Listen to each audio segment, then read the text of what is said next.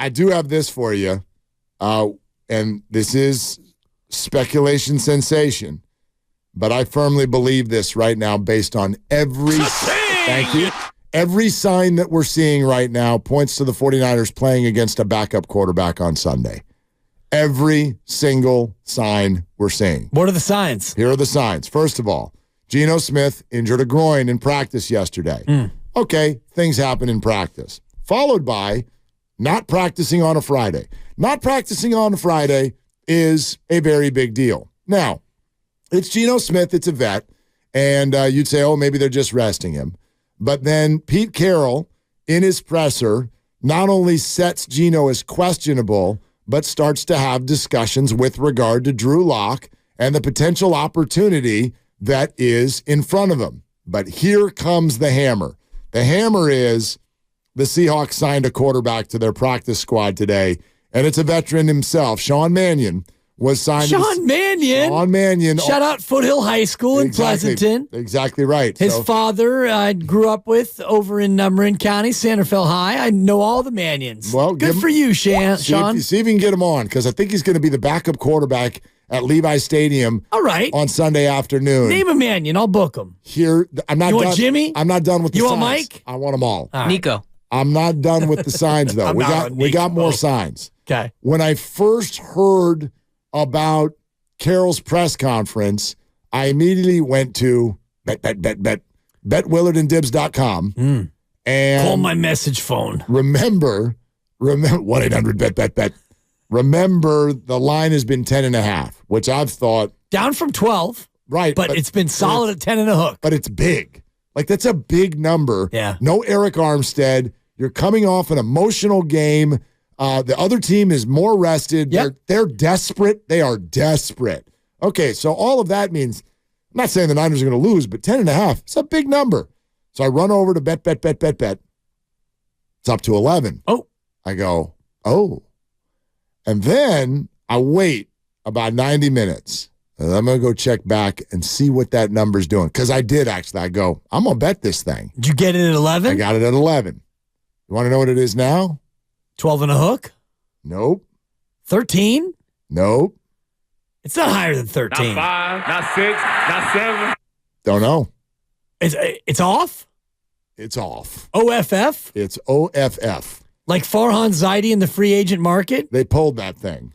It's pulled. Which means that they know at minimum something is up with regard to a major injury in this game. And I think it's clearly Geno Smith. And if you put all that together on a Friday afternoon, you can call him questionable all you want. I think it's very, very likely that the Niners are going to face Drew Lock on Sunday. Yeah, and I'm just looked to ESPN and their scoreboard. They always have apps or they always have spreads up on that, and they've got it at 13. So if it is, there you go. And I'll look at my my bet site and see if it's up on that one, which is notably an offshore place. 13 is probably about where the number would go from 10.5 with Geno to a backup quarterback. Yep, exactly right. So do with that what you will, similar to restaurant reservations around the country. But yeah, that's where I think this one's going. I think the Niners are going to go against Drew Lock. By the way, some would suggest that's a lateral move. You know, the Niners have. I don't think so. The Niners have handled Geno Smith really well. Obviously, they handled him very, very well on Thanksgiving night.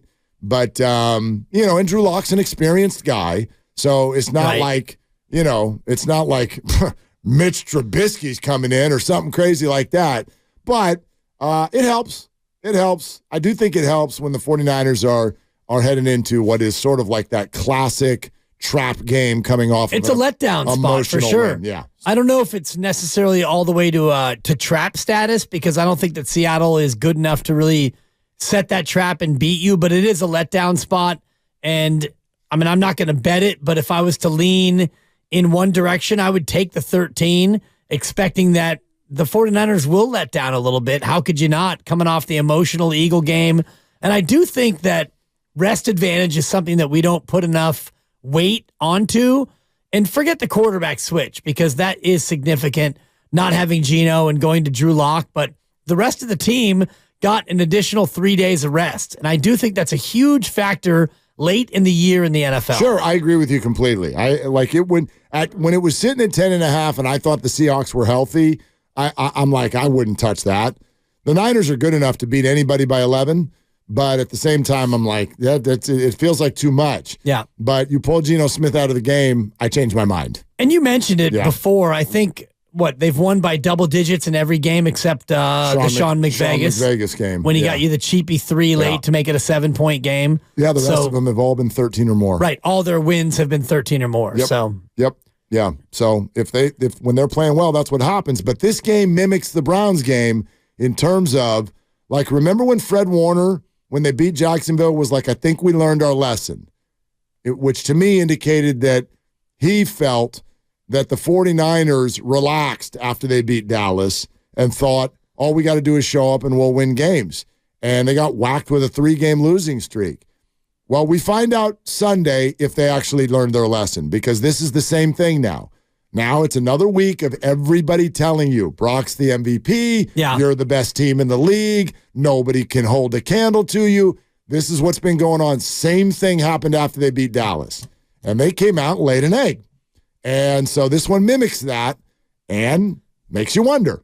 Yes, it does, but that was a road game, a 10 a.m. start against one of the league's best defenses, certainly at that time. In bad weather. And Cleveland's defense at home is the best defense in football. Cleveland's defense on the road, not so much. So that was a spot in bad weather that was a little bit of a tougher setup. This one is not as difficult in terms of the spot.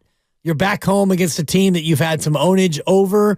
Even though they do have additional rest, you are coming in and you are mostly healthy. Like, all your key guys are healthy. Armstead is maybe your 12th most important player. If you want to, you have another guy on the D-line. You have depth at that position. They do. I think in terms of, like, Armstead's a big deal. I wouldn't call him 12th, but I hear what you're saying. If we wanted to play the game and we wanted to rank him, we'd find him between 9th and 14th, I think, on anybody's list. So emotional and in some ways physical anchor leader of the defensive line. A little bit. Yeah. The D-line, though, has so much depth that you can, move pieces around, and, you've got Kinlaw, who's been playing better, and you could pop him in there in the spot, and Javon Hargrave is starting to get a little bit more comfortable in that spot with Chase Young, and you got Nick Bosa on the other side. You've got enough defensive line depth to where this one's not going to hurt as much.